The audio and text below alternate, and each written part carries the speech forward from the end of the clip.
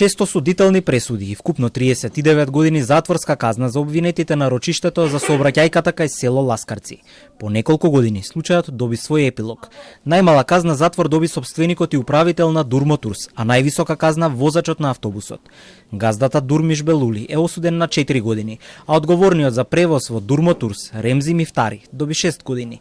Игор Ѓорѓиевски, Горан Дуковски и Јане Бобаровски од станицата за технички преглед се казнети со по 5 години затворска казна. 6 обвинетиот и возач на автобусот, Мануел Трифуновски, доби 14 години. Судот ги оцени како виновни за тоа што не се придржувале кон прописите за безбедност во јавен сообраќај, иако биле свесни дека може да настане штетна последица и со тоа предизвикале опасност за животот на луѓето кои се превезувале со автобусот. Според утврдените технички исправности на автобусот, за кои сме свесни и знаеме дека може да го загрозат животите на патниците, наместо да спречат понатамошно учество на автобусот во јавниот сообраќај, неведнаш да го известат Министерството за внатрешни работи, записникот го заведува со свој печат и возможува на проверникот да користи во сообраќајот технички неисправен автобус. Согласно член 38б на сите обвинети им се изречуваат испоредни казни, забрана за вршење професија, дејност или должност во време траење од 5 години. Обвинителот е задоволен што има осудителна пресуда, но не ја коментира висината на казните и најавува дека казната ќе се преиспита. За разлика од него, роднините на загинатите во сообраќајката не го кријат разочарувањето. Велат, казните се премали, очекувавме максимални.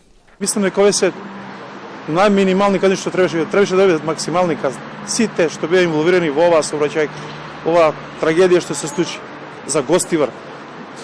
Во историјата на постојањето на градот Гостивар немало ваква трагедија.